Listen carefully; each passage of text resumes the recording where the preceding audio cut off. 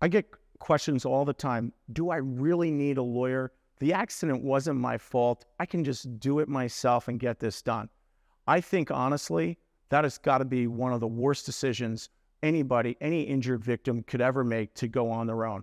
The reality is, studies have shown again and again that injured victims who hire a lawyer end up with a net settlement. What that means is after attorney's fees are paid and their costs are paid and everything is paid, that is still 3 times greater than a do-it-yourselfer would get with the insurance company. The reality is you have absolutely little to no chance against a trained adjuster.